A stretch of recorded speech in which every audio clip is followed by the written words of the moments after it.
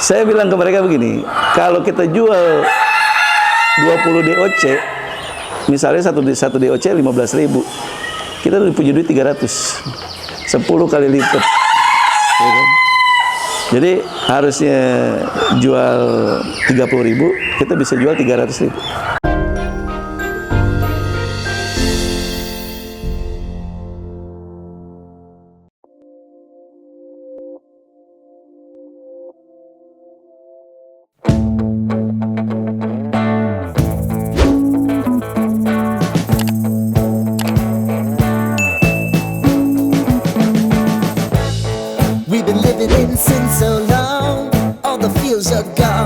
Halo sahabat tani, salam jaga tani.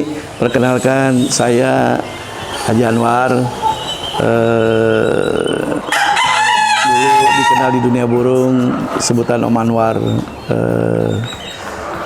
Anwar Aviari lah. Kita punya brand.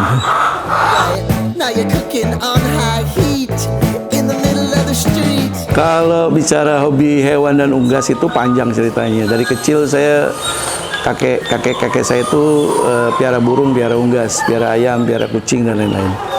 Jadi saya SMP itu kamar saya penuh dengan burung, udah kayak pasar burung. Oleh ibu saya bilang jangan begini ntar sakit gitu. Karena banyak banget burung di kamar itu.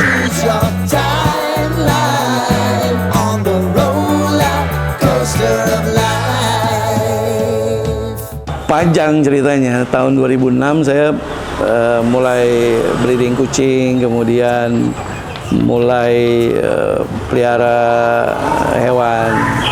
Kemudian puncaknya 2016 kita lagi tren murai batu. Kita pelihara jalak Bali, murai batu, kemudian cuca rawa. Sampai itu tadi saya punya farm sendiri dan dikenal banyak orang karena pemain ekor panjang waktu itu nggak banyak. Kalau sekarang udah banyak. Jadi kita main dari Singapura. Di situ juga mulai saya tertarik ayam-ayam pisan, ayam-ayam unik. Karena kan ayam tuh perawatannya lebih ribet ya, karena baunya itu. Jadi saya belum tertarik untuk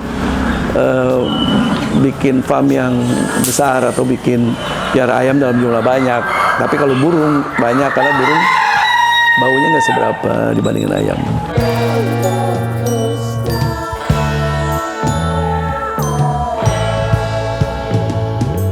Jenisnya saya nggak hitung karena tiap hari itu ada baru-baru. Ada yang datang lagi. Mungkin 20 atau 35 jenis lebih mungkin ada. Apa aja tuh? Pertama kali merak, saya ke ayam tuh merak. Kemudian pisan juga ada beberapa jenis ya. Ada golden, ada silver. Kemudian dulu juga pernah ringneck, pisan. Kemudian untuk ayam tuh ada ayam hitam, cemani juga macam-macam. Ada hitam, ada bulu walik. Kemudian ada juga ayam badut, ada juga Black Sumatera, ada juga Samo, ada lagi kapas, sampai ayam kedu, sampai ayam Tapi yang utamanya yang banyak Elba, karena Elba tuh gampang, ya paling banyak bertelurnya, produktif.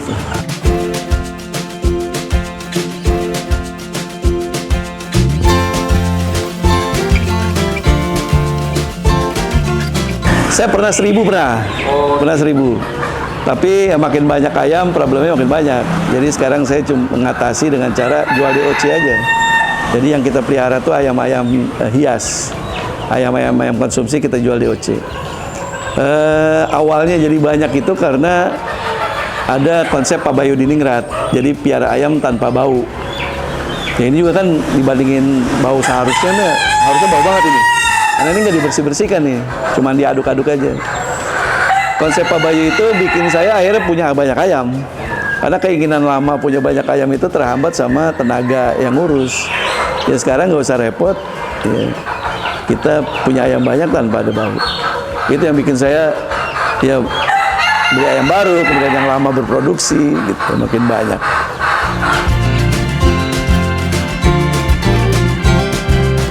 Awalnya sih saya nggak ada niat untuk bisnis ayam. Saya cuman punya waktu luang banyak, cari kegiatan, kemudian pengen tahu seluk-beluknya ayam gitu. Apa benar Elba ini tahan penyakit segala macam, kita coba pelajari. Tapi ternyata memang semua hewan itu punya seluk-beluk sendiri-sendiri gitu. Bukan tingkat kesulitan masing-masing. Sampai saat ini kita udah paham bagaimana nangani Elba, bagaimana nangani yang lain gitu.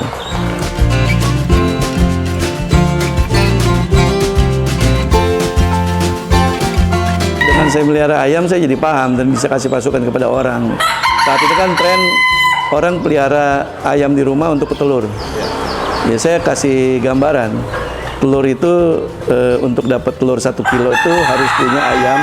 Kan isi telur itu 1 kilo 20. Berarti harus punya ayam paling tidak 25. Bisa menghasilkan telur 20 sehari 1 kilo. Dapatnya cuma 30.000. Nah, untuk ngasih makan per hari dan ngerawat dan bersihin segala macam itu lebih daripada harga telur 30.000 gitu. Karena kadang-kadang orang ngitung begini, biaya pakan sekian, biaya penjualan sekian, ada lebihnya sedikit.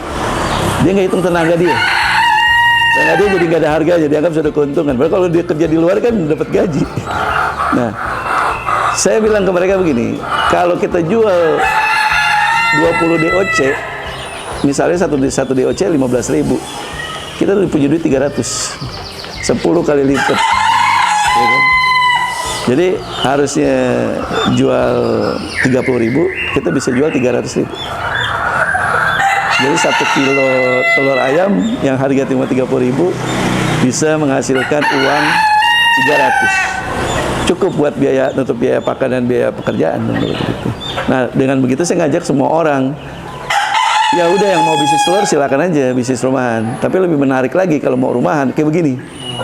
Jadi jual DOC itu termahalnya 15, termurahnya mungkin 13, kalau di Depok ini masih laku 13. Artinya 13 kali 20 butir, itu kan udah berapa? 260.000. Masih lebih bagus daripada jual telur.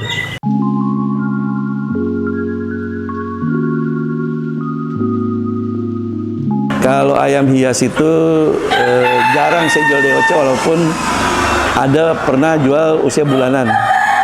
Gitu. Jadi ada teman yang punya lapak burung gitu, itu menghubungi, nanya anakan Pola, nanya anakan Brahma, nanya anakan lain. Itu karena kedekatan saya jual. Kenapa ayam hias? Saya lebih seneng ayam hias itu dijual sudah kelihatan bagus gitu. Jadi kalau Brahma ya udah kelihatan besar. Karena kan Brahma juga banyak yang silangan. Kalau belum besar belum terlalu kelihatan. Paling dari bulu kaki yang jarang-jarang gitu. Tapi kalau udah besar kelihatan. Kalau silangan posturnya beda gitu.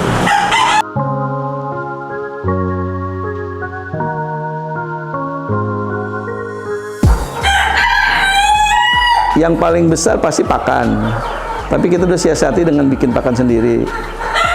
Jadi kita nggak beli pabrikan. Nah, ini juga yang rada bau tuh karena kita pakai fermentasi. Vitamin obat-obatan. Jadi total 1 bulan untuk kita bisa bilang 500 ayam ya. Di luar jangkrik, di luar ulat, karena kita juga punya ayam hias yang makan serangga. Ya, kita ngomongin masalah ini aja. Ini 1 bulan kayaknya bisa 2 jutaan. 2 jutaan, 1 juta sampai 2 juta. Kenapa itu? Karena saya ngira-ngira aja, karena kita bikin pakan tuh bisa 2 bulan sekali. Jadi sekali bikin bisa buat 2 bulan. Karena kalau bikinnya sedikit-sedikit kan agak ribet.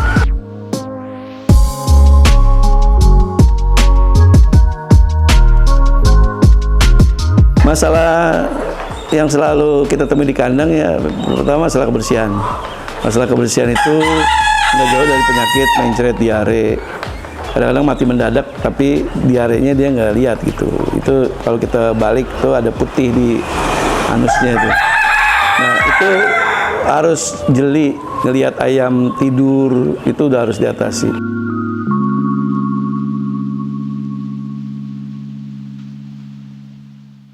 Ini kan ada konsep Pak Bayu yang alas kandang tuh pakai kotoran hewan. Nah masalahnya ini kan kalau hewannya makin besar tiap hari kotorannya makin banyak. Nah mungkin aja yang ada di situ makin lama tuh kotoran dia semua. Kotoran awalnya kotoran sapi udah hilang gitu. Jadi yang mungkin yang dia makan ya kotoran dia sendiri. Mungkin periode penggantian alas juga harus diatur. Tapi saya lebih mikir untuk modifikasi. Jadi tetap alasnya pakai konsep Pak Bayu, tapi atasnya dia nggak bersentuhan. Dengan begini ya masalah kita berkurang. Yang tadinya masalahnya koksidiosis, masalahnya aspergillosis. Saat ini ya tinggal snot. Cuman satu itu aja musuhnya snot. Berarti kedepannya berubah konsep? Ya konsepnya berubah. Semua dirubah. Kandang yang ada dimodifikasi.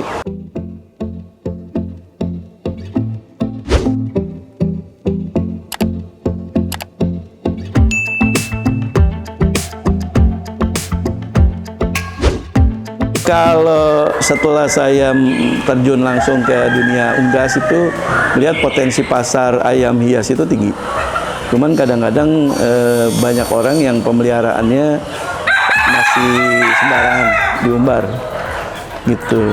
Artinya nggak jarang saya dapat ayam yang datang ke sini snot, datang ke sini punya masalah kesehatan, gitu. Artinya pengetahuan di bidang kesehatan ayam juga harus disosialisasi gitu.